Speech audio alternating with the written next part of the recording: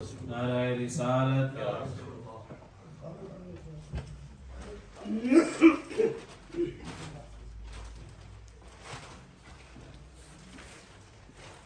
जो कर्तन के पीछे है जो हजरत बैठे हो तो उनको गुजारिश है क्या आगे तशरीफ लिया है।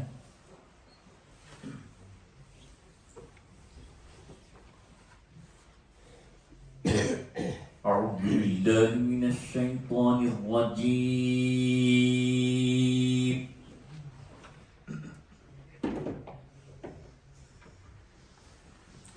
بسم الله الرحمن الرحيم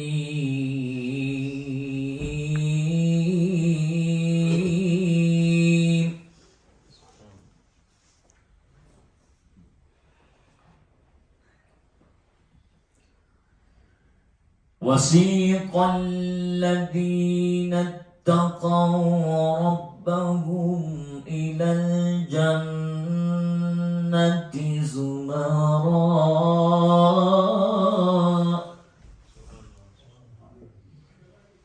حتى إذا جاءوها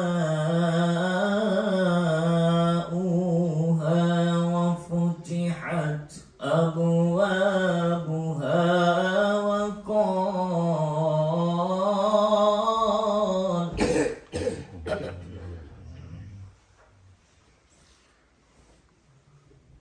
وقال لهم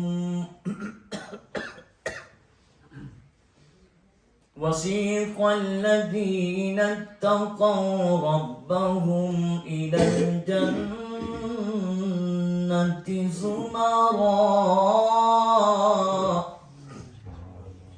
حتى إذا جاءوها وفتحت أبوابها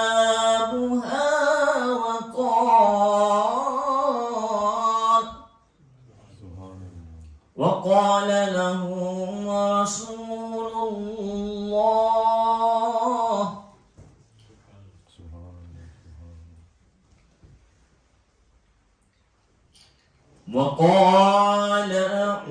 وقال الذين كفروا لا تسمعوا لهذا القرآن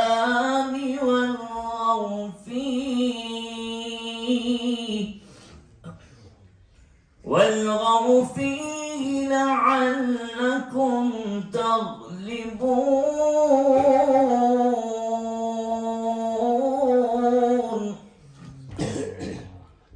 فلنذيقن الذين كفروا عذابا شديدا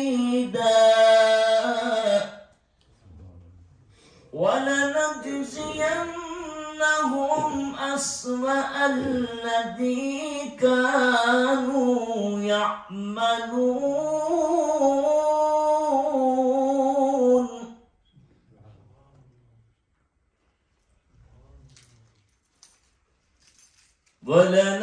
ولنجزينهم أسوأ الذي كانوا يعملون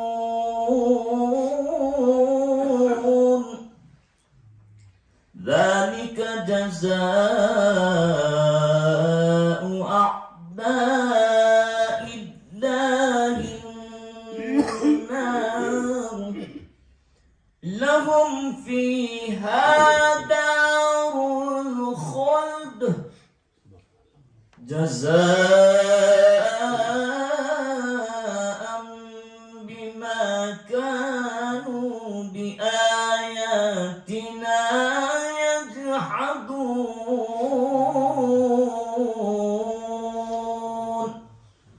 صدق الله العظيم। तिलावत कुरान मजीद के बाद बारगाह रिसालत माफ सल्लल्लाहु अलैहि वसल्लम हजनात और वसे पाक की बारगाह में मनकबत पेश करने के लिए हमारे हाजी शेख सफदर साहब की खिदमत में अर्ज करूंगा कि वो आए अपनी अकीदत व मोहब्बत पेश फरमाए। सल्लल्लाहु अलैहि वसल्लम।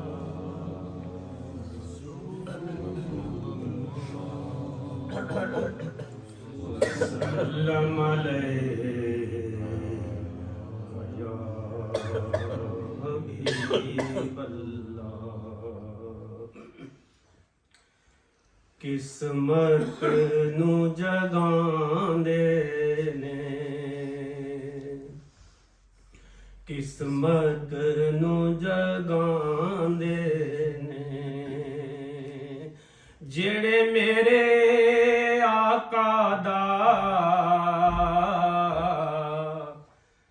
میلاد مناندے نے جڑے میرے آقا دا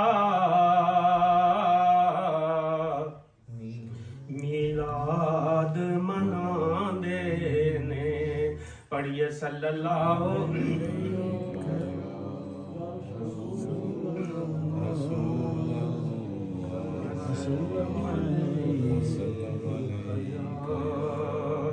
حبیب اللہ.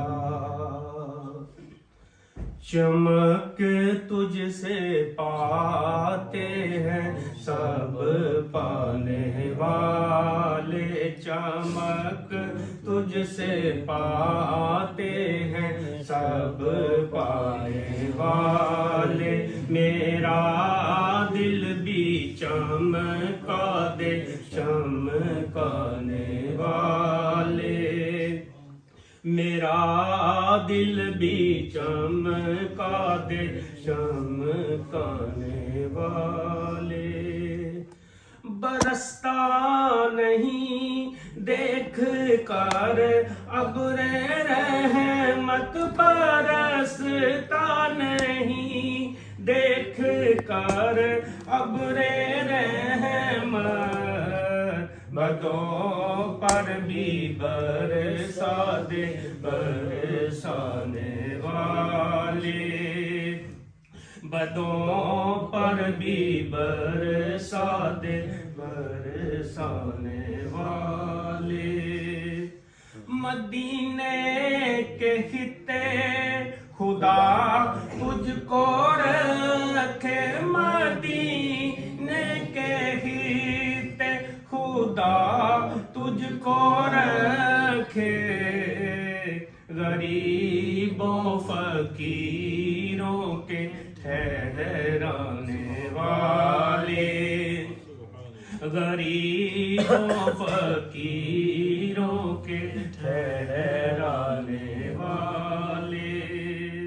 تو زندہ ہے واللہ تو زندہ ہے واللہ تو زندہ ہے واللہ تو زندہ ہے واللہ. میرے چشم عالم سے چھپ جانے والے. میرے چشم عالم سے چھپ جانے والے. میں مجرم ہوں آقا مجھے ساتھ لے لو. میں مجرم ہوں آقا مجھے ساتھ لے لو. راستے میں ہیں جب جا کھانے والے. کہ راستے میں ہیں جب جا کھانے والے. حرم کی زمین اور قدم رکھ کے چلنا. حرم کی زمین اور قدم رکھ کے چلنا. ارے سر کا موقع ہے او جانے والے. ارے سر کا موقع ہے او جانے والے. چمک تجھ سے پاتے ہیں سب پانے والے. میرا دل بھی چمکا دے چمکانے والے. رہے گا یوں ہی ان کا چرچا رہے گا. رہے گا یوں ہی ان کا چرچا رہے گا پڑے خاک ہو جائے جل جانے والے پڑے خاک ہو جائے جل جانے والے رضا نفس دشمن ہے دم میں نانا رضا نفس دشمن ہے دم میں نانا کہاں تم نے دیکھے ہیں چرانے والے کہاں تم نے دیکھے ہیں چندرانے والے چمک تجھ سے پاتے ہیں سب پانے والے میرا دل بھی چمکا دے چمکانے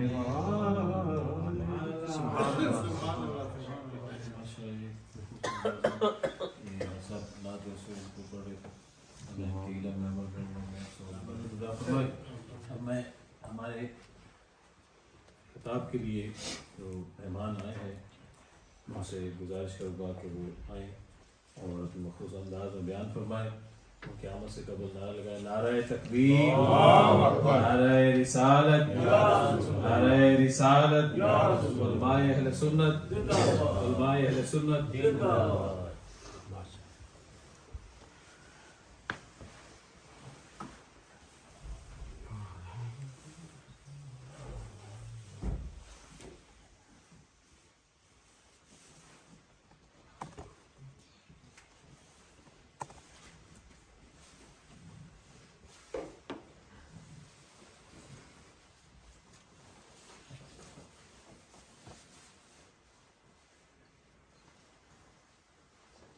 بسم الله الرحمن الرحيم الحمد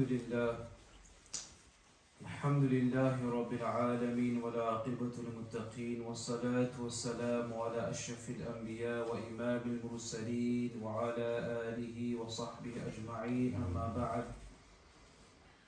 فأعوذ بالله من الشيطان الرجيم بسم الله الرحمن الرحيم ألم نشرح لك صدرك ووضعنا عنك وزرك الذي أنقض ظهرك ورفعنا لك ذكرك صدق الله مولانا العظيم إن الله وملائكته يصلون على النبي يا أيها الذين آمنوا صلوا عليه وسلموا تسليما اللهم صل على سيدنا محمد وعلى الجود والكرم وآله وصحبه وبارك وسلم صلاة وسلام عليك يا سيدي يا رسول الله صلى الله تعالى عليه وسلم يا كريم أكرمني بالفهم وأخرج مظلمات الوهم ولا حول ولا قوة إلا بالله العلي العظيم رب اشرح لي صدري ويسر لي أمري واحلل عقدة من لساني يفقه قولي معزز مكرم علماء كرام أئمة حفاظ الكرام عوام أهل السنة والجماعة السلام عليكم ورحمة الله تعالى وبركاته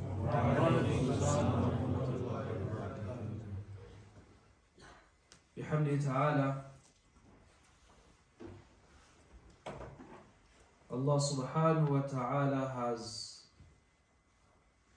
given us an opportunity to come to his house and to listen to verses of the Quran, ahadith mubarakah, by which we can rectify our outward form and most importantly our inward form.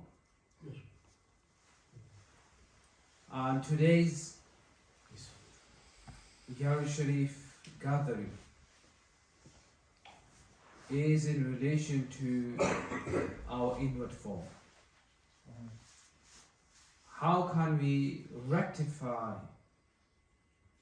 our inward, our hearts, our souls, by which we can come closer to Allah subhanahu wa ta'ala? Now to begin with, Ala Hazrat radiallahu ta'ala anhu in his Fatawa, Fatah Razviya Sharif, volume number 29, the translated one,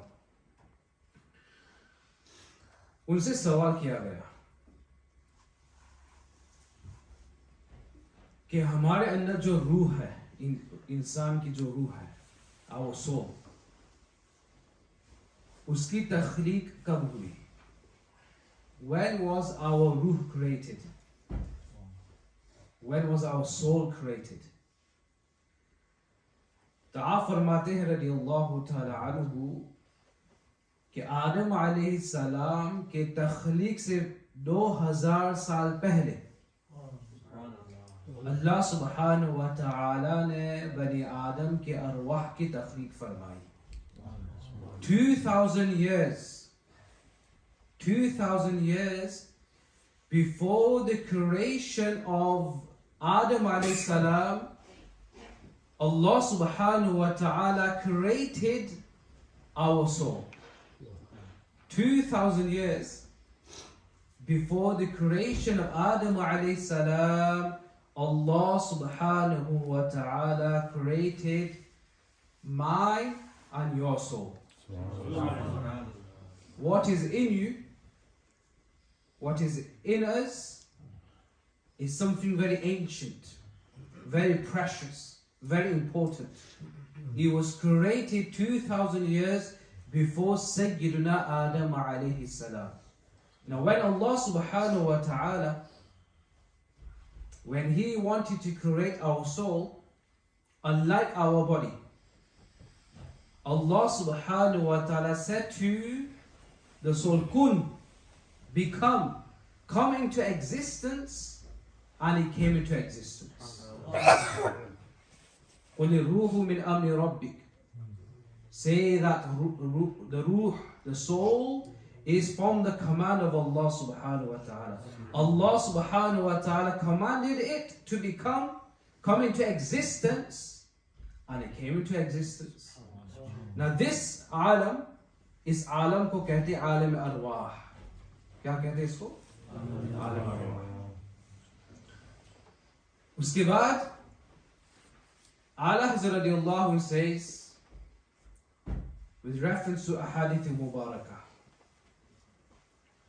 कि when we were in our mother's womb, 120 दिन के बाद, after 120 days, Allah subhanahu wa ta'ala summoned an angel to go to Alam Arwah.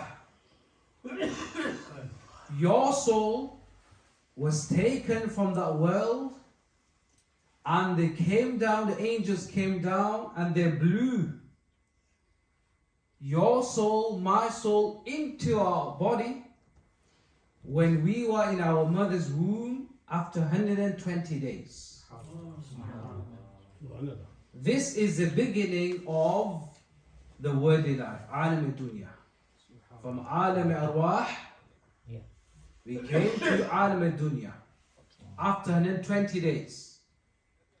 And this is the first time that the soul and the body came into union.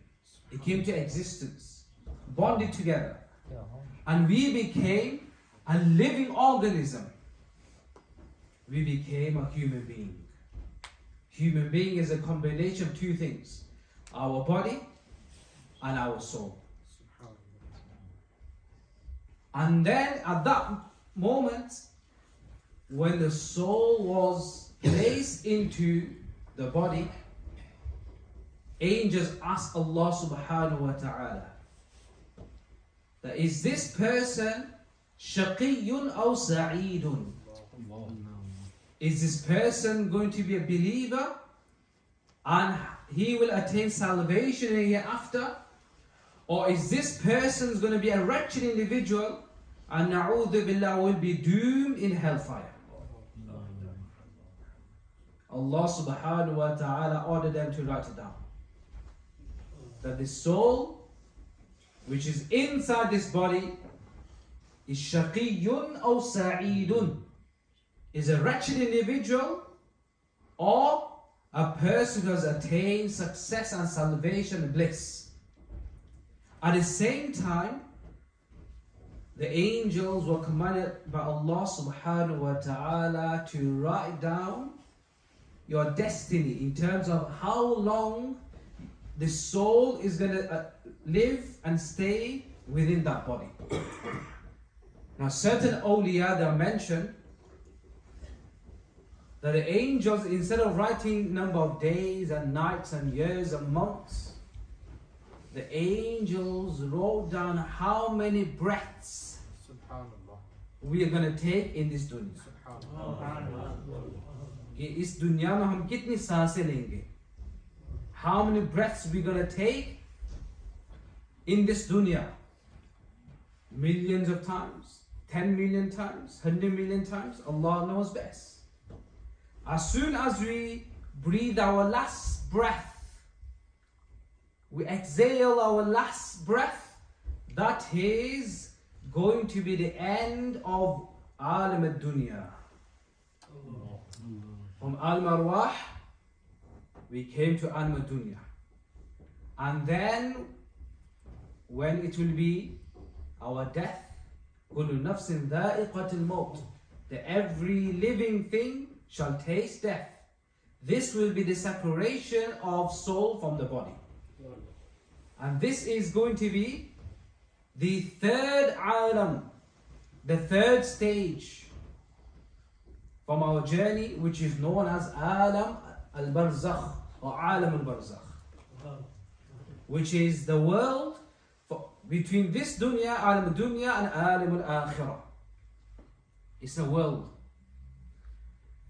And in Alam al-Barzakh, generally, we are laid into our graves. Now the ulama, they mentioned, even though the soul has been separated from our body, there still remains a connection between the body and the soul. And that is why the people, when we wash the body, when we shroud the body, when we carry the body, when we bury the body, we need to be very careful, because they feel the pain like a living person does, because there's still a connection between the soul and between the body. Except for the souls of the Anbiya Kiram, that when the soul is taken from their blessed bodies, it returns back to their bodies, because that is the best place for the soul to reside in, the bodies of the Prophets alayhimus salam. Now in Alam al-Barzakh, we are going to stay in this world, the third world, in Alam al-Barzakh, until the second blowing of the sur, the horn. Now as you all know, there's a hadith of Prophet sallallahu ta'ala alayhi wa sallam, when the Prophet sallallahu alayhi wa sallam ascended towards the heavens, he saw Sayyiduna Israfil alayhi salam, the angel, who is appointed to blow the trumpet, the horn, the sur. And the Prophet sallallahu alayhi wa sallam narration that he's holding right now, at this very moment of time, Israfil alayhi salam is holding onto that sur and looking at the arsh of Allah subhanahu wa ta'ala, waiting for the command of Allah subhanahu wa ta'ala. And when the command of Allah subhanahu wa ta'ala will come, Israfil alayhi salam will blow the trumpet. And this will be the end of the third world, Alam al-Barzakh, for us. And it will be end of the entire creation, entire universe, which we know as Qiyamah. Okay? This is called the first nafakh, the first blowing, when everything shall be destroyed. To such an extent, the hadith of Mubarak Imam Sha'rani has mentioned this, that when everything will be destroyed, Allah subhanahu wa ta'ala himself will take the soul of Malik al-Maut, said Israel alayhi salam. He will take his soul, his Malik al-Maut. There will be no angel to take his soul except Allah subhanahu wa ta'ala. And everything will cease into existence, will end. And the trumpet itself, the sur, will be destroyed. And from one nafakh, one blowing, to the second nafakh, there is a gap of 40. Now the ulama, they mentioned whether it means 40 days, 40 years, 40 million years, Allah knows the best. But it's arba'een is a hadith of Prophet sallallahu alaihi wasallam. Okay, even if you say 40 days, every day is equivalent to 1,000 days of akhirah. And then Allah subhanahu wa ta'ala will give life into the body of Israfil as an angel. And Allah subhanahu wa ta'ala again will recreate the sur. Now what will happen? This will be now the second nafakh. The second nafakh will be the beginning of alam al-akhirah, the world hereafter. The hadith states that our souls that was created from al-ma'arwah went to al-dunya, they went to al-barzakh, and yawm al-qiyamah our souls will be placed into that sur. And when Sayyid Israfil alayhi salam will blow into the trumpet the second time, our souls will come out from the trumpet like honeybees, like bees coming out of the hive. They're coming in millions and billions. They'll come out of that trumpet and they will go to each and every single body, and this will be the second union between the soul and the body. The soul will enter the bodies and people will be resurrected. The graves shall open and it will be the day of judgment, the day of hisab wa kitab. And once the soul will be replaced into the body, it will never come out again. It will be a never-ending life. From that moment until there's no until. It's a never-ending life. Alam al-akhirah. And as you all know, the hashr, 50,000 years, is yawm al-hisab. Yawm al-qiyamah is 50,000 years. And in Malfuz al-Hazr radiallahu ta'ala says, half, 25,000 will be intidhar. People will be waiting for hisab. Another 25,000 years will be of hisab wa kitab. Every single one of us will be summoned. Qum fulan ibn fulan. Let so and so, let him stand and let him come forward. And we will be given our book of deeds. Iqra kitabak. Read your book of deeds. And we will be presented with our Name Amal, book of deeds. And then we will take them and they will be placed on Mizan, on the scales. And then the hisab will take place, and inshallah for believers, for each one of us, from the Ummah of Rasulullah sallallahu alayhi wa sallam, our abode will be Jannah.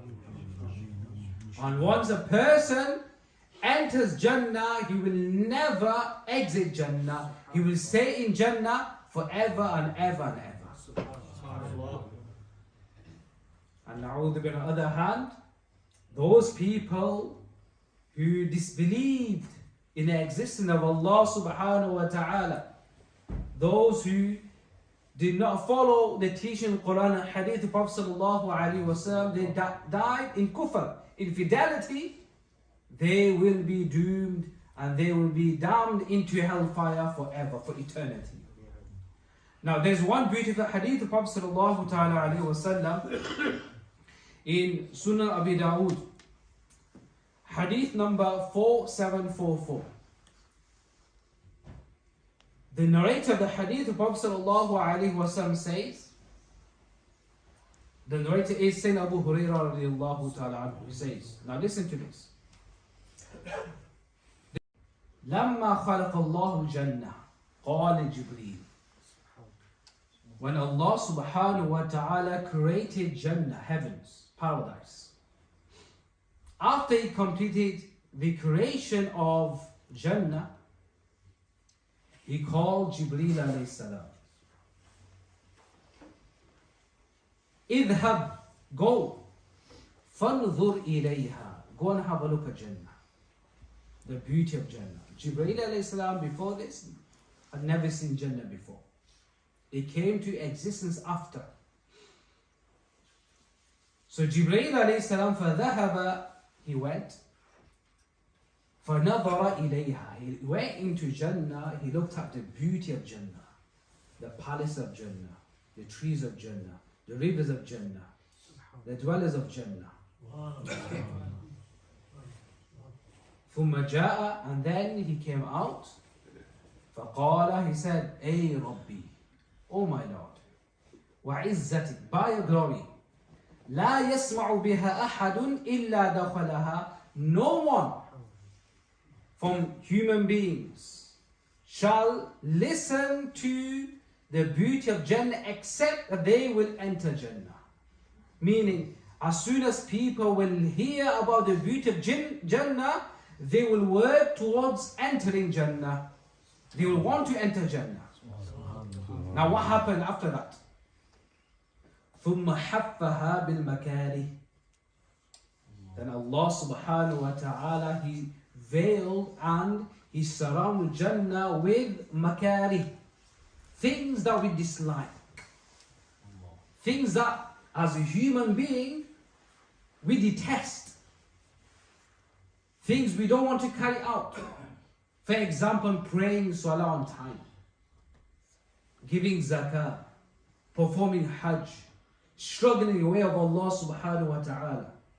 All these things that we detest, Allah subhanahu wa ta'ala surrounded Jannah with these makari, things that we dislike, things that we detest to carry out. Then he said, ثُمَّ قَالْ يَا جِبْرِيلُ, O Jibreel, idhab, go, فَانْظُرْ إِلَيْهَا, go and have a look at Jannah now. First, it was Jannah on its own. Now second time, Jannah was surrounded with makari, things that people detest. Struggle. Yes? فَذَهَبَ, Jibreel alayhi salam went. فَنَظَرَ إِلَيْهَا ثُمَّ جَاءَ فَقَالَ أَيْ رَبِّ وَعِزَّتِكَ. He said, oh my Lord, by your glory, لَقَدْ خَشِيتُ أَلَّا يَدَخُلُهَا أَحَدٌ. I fear no one, because of the things human beings will detest to carry out. I fear because of those troubles and calamities and tribulations and struggles, no one will be able to enter Jannah. It's going to be very difficult to enter Jannah. You'll have to wake up for tahajjud. You'll have to do wudu. You have to say the truth. You have to abstain from haram. You'll have to give zakat. And all these injunctions of Quran and Hadith. And then what happened? فَلَمَّا خَلَقَ اللَّهُ تَعَالَى النَّارِ.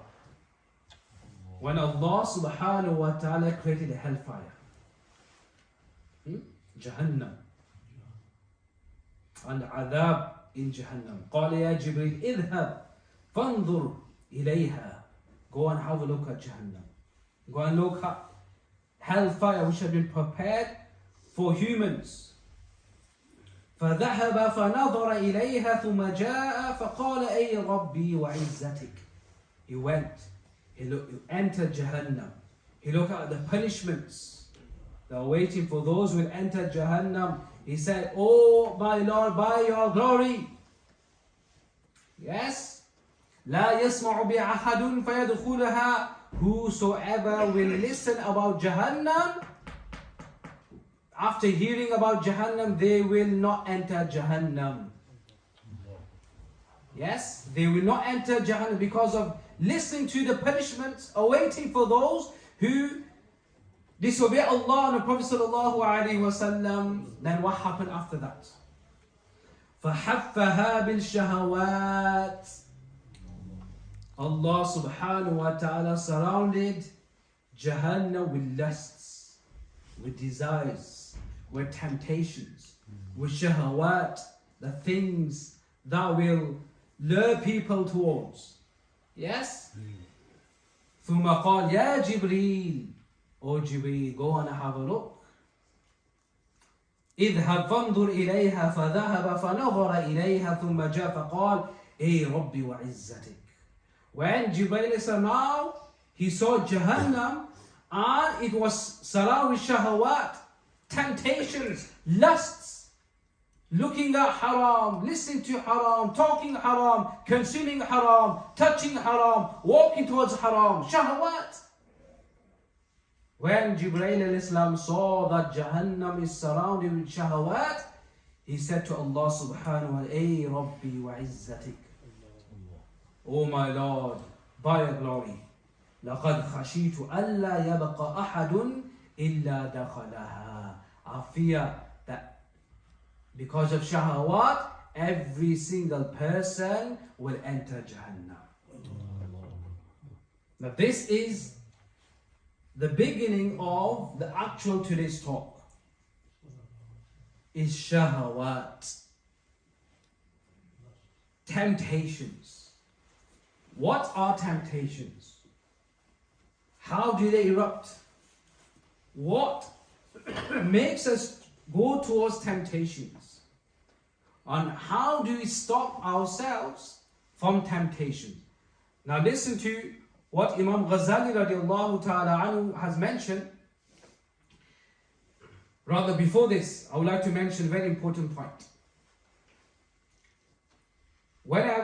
At the beginning, I'm going to mention that when angels, when they blew into our bodies, our souls, the soul entered the body.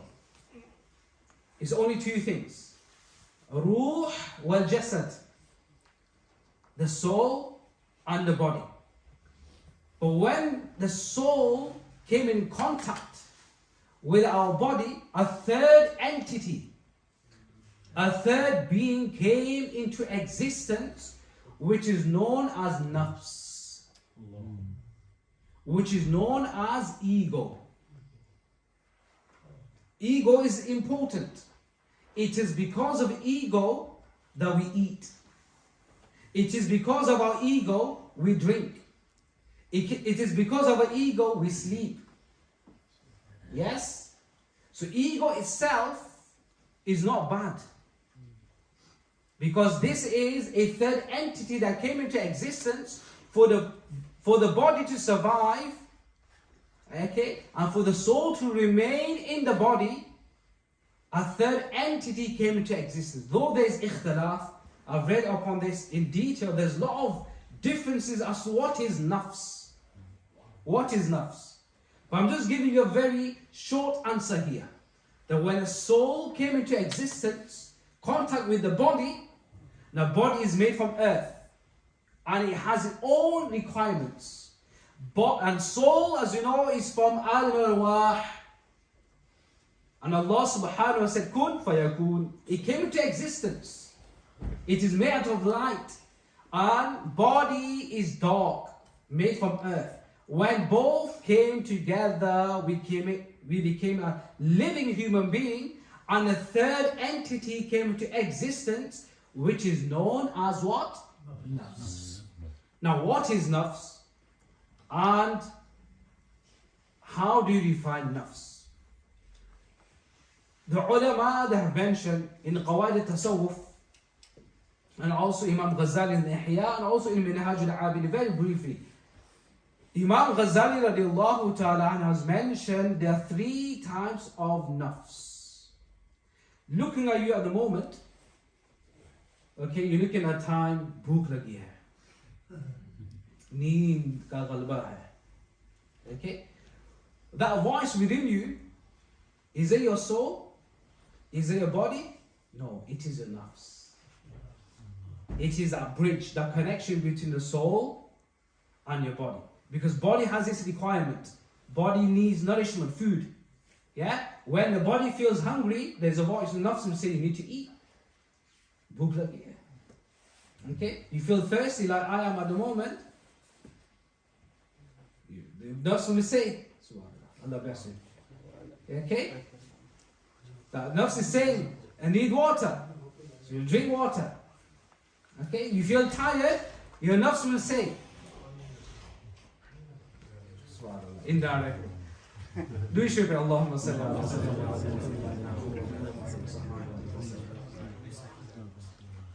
Okay, so the body has its requirement. The soul has its requirement. And that is, do you know what soul's nourishment is? Only and only the dhikr of Allah subhanahu wa ta'ala. Nothing else. The only thing that will nourish your soul, that will make your soul strong, is ubudiyyah. Submitting yourself to the worship of Allah subhanahu wa ta'ala. Yes? Now, nafs is of three types. Nafs ke teen qism hai. And the first and the lowest state of the nafs is nafs ammara. Nafs ammara is ism mubalagha. Okay? Inna nafsa la'ammaratun bisu. As Sayyid Yusuf alayhi salam, who was in prison. And then when he declared his innocence and the king realized he's innocent, he was released from the prison. Now when people's innocence is declared to the people, the nafs, the ego may say, look, I'm innocent. All this time, I was pure, I was innocent, I was sinless. At that moment, Yusuf alayhi salam said, Inna nafsa ammaratun bisu illa ma rahima rabbi. That indeed, na ammaratun bisu. Indeed, nafs commands people towards evil. The general state of a human being, we're talking about non-anbiya, the non-awliya, whose souls are already fine. We're talking about us, our state. Generally, our soul calls us towards evil, towards sayyi'at, towards su. In Ramadan, for example, inshallah, in a few weeks' time, we'll be entering the blessed month of Ramadan. And the hadith states, though again there's ikhtilaf as to the meaning of this hadith, that the shayateen are chained. The shayateen are chained. But why is it that we're walking in the streets of Preston, you're fasting, and you see this beautiful girl walking past, there's the urge of looking at her. This is barakah. Inna Allaha witr yuhibbul witr. I said the third will be better, but it's fine. So, why is it the urge? The shaitan are chained. Yes? What he's telling you, you look at that girl, temptations. Why are they there? Is because of the nafs. And there's a hadith of the Prophet sallallahu ta'ala. This nafs we're talking about, ammaratun bisu. The Prophet sallallahu ta'ala alayhi wa sallam has mentioned many ahadith mubarakah regarding nafs. And in one narration, the Prophet sallallahu ta'ala alayhi wa sallam has mentioned that the greatest enemy, your greatest a'da aduwik, ism tafdeel, the greatest of all enemies are not those people who are ready to attack you and take your life, or the shayateen. The hadith states that your greatest enemy is your nafs between your shoulders. Is our ego. Nafs ammaratun bisu. And Imam Ghazali radiallahu anhu says, إذا نظرت وجدت أصل كل فتنة وفضيحة وخزي وهلاك وذنب وآفة وقع في خلق الله تعالى من أول خلق إلى يوم القيامة من قبل هذا النفس. The asl, the original, all fitna, all sin, all vice, all evil, all tribulation, every trouble, the original reason was only because of nafs, who Who misguided Iblis? Who misguided Iblis? He was the first shaitan. Shaitan al-Rajim. There were no shayateen, rebellious shaitan, they were there. But misguiding shayateen, they were not. He was the first one to, as a mudil, Dal mudil, was Iblis. Who misguided Iblis? It was his nafs. It was the nafs. So the root of every evil, the root of every vice, the root of every sin is the nafs. Yes, this is ammaratun bisu. And that is why we become murid. क्यों मुरीद बनते हैं? Not for taweez, not for dam on the water to shifa milegi. The ultimate reason to become murid of a murabbi, of a sheikh, is so that your sheikh will refine your soul and will take you away from the lowest base of soul, of nafs, and will refine it to make it better nafs. This is the ultimate objective of becoming a murid. What is the literal meaning of murid? Ism fa'il, irada karne wala. Okay, what do you mean murid? Is a person who intends. You intend, inshallah, you intend when you give your hand in the hand of Shaykh, in his company, you intend to walk on a path of suluk, of tazkiyatun nafs, so that you go against your nafs and step into the world of tasawwuf, tazkiyatun nafs, and gain closeness of Allah subhanahu wa ta'ala. This is the ultimate objective. Yes? And Allah Hazrat radiallahu ta'ala anhu, he has mentioned that, do you know, with the ego, with nafs, there are many sins that are committed because of your nafs. Outwardly, like myself, okay, wearing imama, you got jubba, qubba, dari, everything. Okay? We think, alhamdulillah, I'm righteous. We think that person is righteous. We all think, we look into the mirror, okay, we are righteous. Okay, I've got sunnah, I've got imama, I've got qubba, jubba, everything. Okay? Allah radiallahu ta'ala anhu says that what is the point of just outward when inward is filled with sins? He has mentioned, obviously this is a bit of its fatawa. He's mentioned approximately 40 different sins that are committed because of the ego. And we cannot even see, you cannot see what is in my heart. How do you know that do you talk here that I have no pride? You can't tell. It's a thing between me and Allah subhanahu wa ta'ala. Yes? So he says that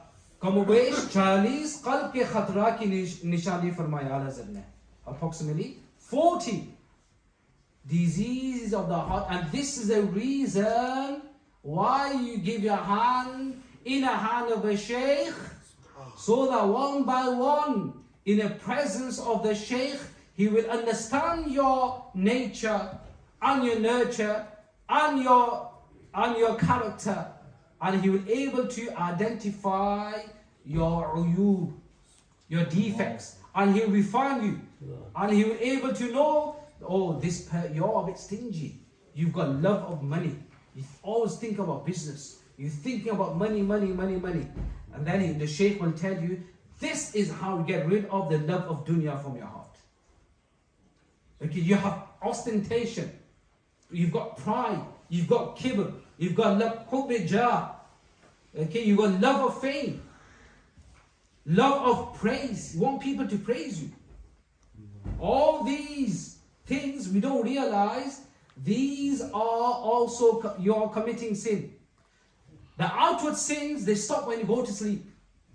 When you close your eyes, khalas, you won't be able to commit the sins of the eyes. When you close the ears, stop, khalas. You won't be able to commit the sins of the ears. When you close your mouth, khalas, you won't be able to carry out the sins of the tongue. But the sins of the heart are such, when you're sleeping still, the heart is filled up with that darkness. بَلْ رَانَ قُلُوبِهِمْ رَانَ قُلُوبُهُمْ. This ran, as the Quran says. This is the hadith of Prophet ﷺ says, when Ibn Adam commits the sin first time, a black dot is marked on the heart. In Sahih Muslim. If he asks Allah subhanahu wa ta'ala for forgiveness in Tawbah, that mark is cleared off and the heart becomes clean again.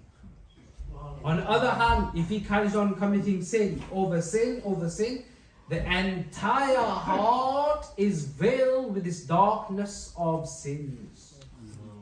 This is why we say qasawatul qalb. Your heart becomes hard-hearted, wretched. When people do nasiha, it doesn't penetrate.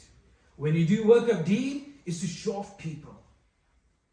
Yeah, when you give money in the way of Allah subhanahu wa ta'ala, you say, Imam Sahib, please announce my name. Okay? Don't even say, brother, mention my name. मेरा नाम नहीं क्या ऐलान करना है आपको. सिर्फ भाई कह के नहीं कि एक भाई की तरफ से.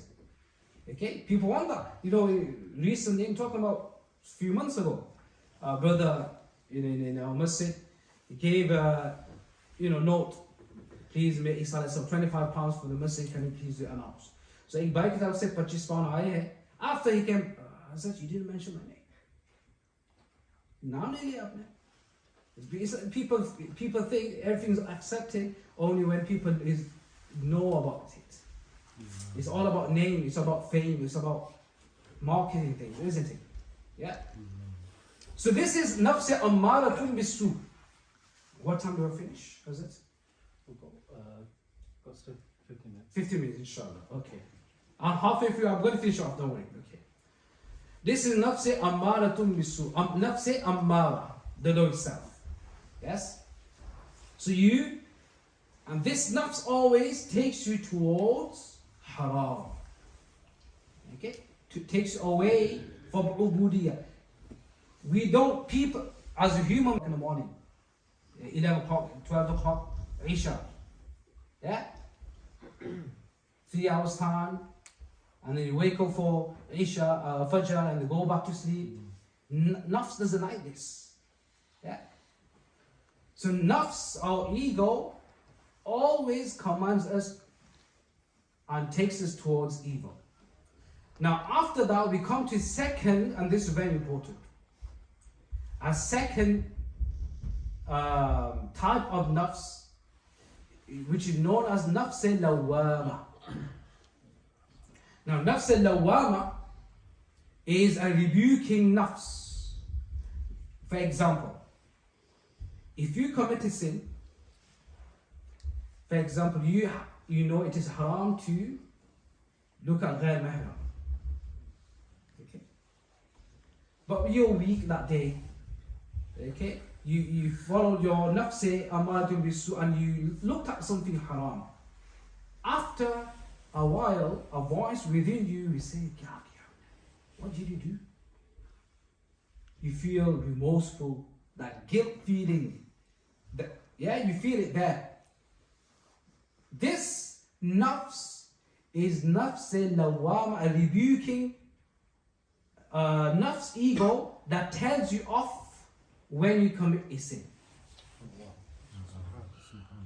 Now, as a believer, we have to make sure that this nafs remains alive. Because this is the nafs will push you towards tawbah and will be means for you to gain closer to Allah subhanahu wa ta'ala. If there's no guilt, if you commit a sin and there's no guilt, how are you going to do tawbah?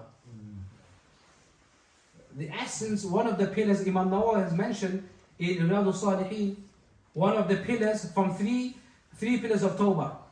Is to stop sinning, and it's nadama, remorseful, feel guilty. I miss my fajr. If people don't have that guilt missing Fajr, they will not do Tawbah from Fajr. Do you understand what I'm trying to say? Yeah? If people, why do youth, youngsters, or anyone, why they keep carrying on committing sin is because they don't have this nafs lawama rebuking nafs, telling them, this is wrong. It's because that nafs lawama is weak, is dying. If you want your iman to be preserved, Imam Ghazali has mentioned, you have to make sure your nafs lawama remains strong. Because every time you commit sin, nafs lawama will tell you off. Arey Muhammad Husein, what did you do? Yeah? How can you listen to this? How come you saw this? Yeah? And then you feel remorseful, and then you beg for forgiveness from Allah subhanahu wa ta'ala. Now for this, there's some practical things you have to do in your life. And that is, for example, there's certain things in our life that is followed for you to do. There's certain things haram for you to do. And there's certain things in between. Al-halalu bayyinun wal-haramu bayyinun wa baynahuma mushtabahat la ya'lamuna kathirun min an-nas. Yes? Halal is clear, haram is clear. There's other things in between which are permissible for you to do. For example, drinking water, is it fard or is it haram? It's mubah. Unless you're dying, then in order to save your life, it becomes fard. Or there's some impurity or alcohol added, then it becomes haram. But generally speaking, if you feel you're tired, okay, do you want to drink some water? It's mubah, yes or no? Yes. You're allowed to. If you drink it, subhanallah. If you don't drink it, subhanallah, there's no harm. Okay? You go home, I know it's not mango season, but next month or so, I just came back from India and you can see some mango trees starting, the flowers coming out. Okay, very soon, the kesar and all these different types of mangoes you have, very expensive nowadays. Yeah? In the month of Ramadan, you do iftari. Okay, and there's a plate of fresh, sweet, delicious mangoes, juicy ones. To eat mangoes is what? Mubah, allowed, yes or no? Yes. Now the ulama, they mentioned, if you want to keep your nafs lawam alive, at least once a day, do something against your nafs by not listening to carrying out a mubah act. Meaning, for example, the example of mango. You go home, okay, there's a plate of mango. Your nafs says, Carlo, eat it, it's permissible for you. Now you're gonna go against your nafs. I said, no, I'm not gonna listen to you today. Today, I'm gonna go against you. I will not eat mango. Going against this will keep your nafs lawama strong. Subhanallah. You have some, how long? How many hours do you sleep? 12 hours? Let's say, for example. Okay, you've got a habit of sleeping. Yeah? 7 hours, 6 hours. Okay, let's say 8 hours, as doctors say. 8 hours. Okay? Sometimes, wake up early. Okay, instead of 8 hours, today I'm going to sleep for 7 hours. Okay, wake up feeling a bit tired. Okay, you prayed Fajr, you feel tired. You know what? Still got 20 minutes before the kids wake up. Do you want to just lie down? No, it's mubah for you to do that. You're allowed to go back to your bed to sleep, but go against your nafs. No, today I will not listen to you. Yes. Keep doing that, and then ulama, obviously there's a whole process. But I'm giving you a small, easy thing to do. Do one thing a day for 40 days. Do something against your nafs, mubah act. And inshallah, you find within you sifat of awliya kiram. Subhanallah, subhanallah. You get this energy. You know, sometimes we repeat Allahu Akbar. As soon as we do takbir tahrima, at this moment of time, you're not thinking about anything. Okay, you're not thinking about Asda, you're not thinking about food, you're not thinking about your bills, you're not thinking about your family, you're not thinking about work, you're not thinking about homework, nothing. Yes? But as soon as it's time for Salah, as soon as Allahu Akbar, you think about everything except Allah subhanahu wa ta'ala. It's because of the nafs. Okay, it's because of the nafs. If you start going against your nafs, what you will feel, and try this. These things are tried and tested. And it's given to you. Given to us by these ulama, awliya, asfiya, atqiya. They are telling us a remedy. Why are we not feeling that connection in Salah? Because of the nafs. If you start going against your nafs every single day, a time will come, as soon as Allahu Akbar, you feel the presence of Allah. Subhanallah. When you go to ruku', okay, look at the word Subhana Rabbi, my Lord. You're not saying Subhanallah directly. Subhana Rabbi al-Azim, my Lord. What is the connect? Why do you say Subhana Rabbi? It is so that a believer feels connected to Allah subhanahu wa ta'ala. We're going to do subhanahu wa ta'ala, Sami Allahu liman hamida, Allahumma rabbana alhamd. Even Allahumma rabbana wa laka, ka is khitab. Okay? You're addressing Allah subhanahu wa ta'ala, but we're not. Allahumma rabbana wa lakal hamd, hamdan tayyiban kathiran mubarakan fi. But you just lip service. Our minds is elsewhere.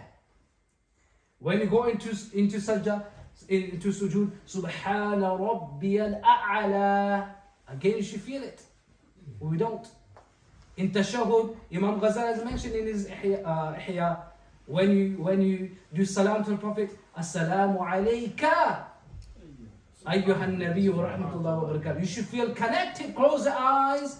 If you've been to Madinah to Munawwara, imagine you sat in front of the Jali Mubarak and you salam to the Prophet sallallahu alaihi wasallam. But we don't feel this. Why we're not feeling this is because I'll tell you why. It's because throughout the day we are listening to our ego, and this once we listen to your ego, okay, we cannot see it here. But what happens? Our thoughts are going round and round and round our minds. Okay? It's going round and round and round. Can you see it? Well, it's a bit far. It's still moving, swerving. Yeah? It's still swerving. Whilst we're paying salah, our thoughts are swerving. It's swerving. And according to the books of meditation, they say that it takes 15 minutes. When you sit to meditate, it takes 15 minutes for your thoughts to stop wandering, for your mind to focus. It takes roughly 15 minutes, unless you have burger and chips beforehand. It's going to take you a couple of hours. But generally speaking, yeah, when you sit down, when you do dhikr of Allah, when you meditate, it'll take a lot of time for you to settle. That is why, again, people don't find, especially with the phones, constantly information. You're bombarding yourself with information. Last thing is phone. First thing is phone. After salam is phone. Yeah, when you enter the home, phone. When you're in a car, phone. School, phone. It's phone information. Bombarding yourself with information. Thought process. Your mind is so active, but the heart is not content. Yes, this is nafs lawama. And then once you start going against your nafs, and you keep your nafs lawama alive in 2 minutes, then we come to the last stage of the nafs. It's called nafs mutma'inna. Ya ayyatuha an-nafs al-mutma'inna irji'i ila rabbiki radiyatan mardiyatan. Ism fa'il, ism maf'ul. Okay, that when you do dhikr of Allah subhanahu wa ta'ala, you feel tranquility. When you say Allahu Akbar, you feel tranquility. When you open the Quran, you feel tranquility. When you come to the Masjid, you feel tranquility. When you're doing the dhikr of Allah, you feel tranquility. This tranquility is now because, as you remember at the beginning, then because you're nourishing your soul now.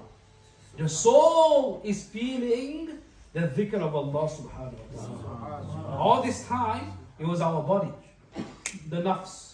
Okay? But as soon as the strength is now shifted towards the soul, when you do La ilaha illallah, the hearts feel amazing. Okay?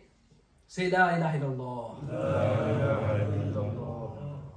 With the heart. Say La ilaha illallah. One more time. When you do dhikr of Allah subhanahu wa ta'ala, the hearts, the soul feels it. Yeah? And just to finish off, there's so many things I have to mention, but anyway, these topics is a taster. Okay, there's no end. It's a whole life you can spend learning about these things. You know, one of my friends from originally from Somalia, and probably I mentioned this somewhere. From Qadri and a branch Butshishi from Maghrib, from Morocco. And he mentioned he is a father of 7 children. Okay? But every single night, we become murid for the sake of murid. And unfortunately nowadays, because of this, we don't understand what irada is.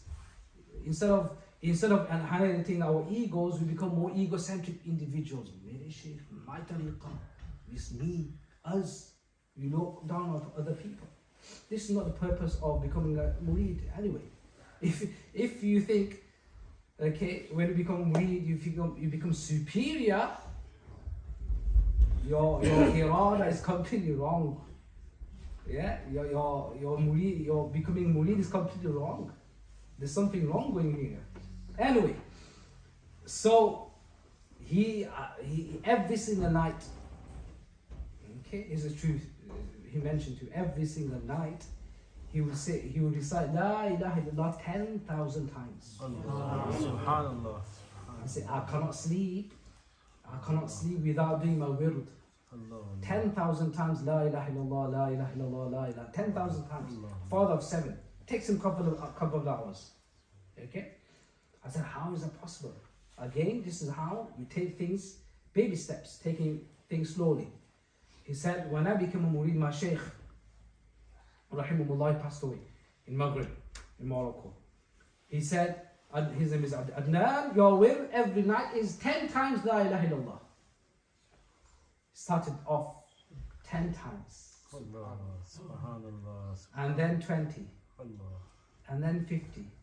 And then 100. And then 1,000. And then 2,000. Okay, slowly. And within 5-6 years, he came on to 10,000 without feeling that burden. It's a gradual process. To some extent, I was in Jum'ah in one of the masjids in Manchester. I was with him. He was sat next to me.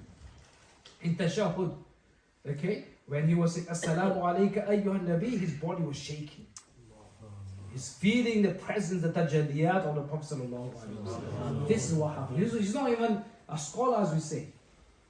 It's because he gave his hand in the Shaykh, under whose guidance he reached that level. Okay, that when he did the dhikr of Allah subhanahu wa ta'ala, bi dhikrillahi tatma'innul qulub. We do dhikr, we don't feel it, because as mentioned, there's a veil in front of our hearts. We pray to Allah subhanahu wa ta'ala. May Allah subhanahu wa ta'ala, through the blessings of the awliya, especially the likes of Imam Ghazali radiallahu ta'ala anhu, may Allah subhanahu wa ta'ala illuminate our hearts. May Allah subhanahu wa ta'ala refine our souls before Laylatul Bara'ah. May Allah subhanahu wa ta'ala clean us inwardly and outwardly. May Allah subhanahu wa ta'ala give us the ability to spend our lives in pursuit of His rida and the rida of the Prophet sallallahu ta'ala alayhi wa sallam. May Allah preserve our iman, the iman of our brothers and sisters, our children, our family. May Allah subhanahu wa ta'ala raise us among those whose hearts were content with the dhikr of Allah subhanahu wa ta'ala. May Allah give us a place under the shade of Arsh of Allah subhanahu wa ta'ala. May we traverse the Sirat without falling into the depths of Jahannam through the sadaqah of the Prophet sallallahu alaihi wasallam, and may we enter Jannah without hisab, without kitab, without itab, or without adab. May Allah subhanahu wa ta'ala give tawfiq inshallah. Jazakumullah khair. Assalamu alaikum wa rahmatullah.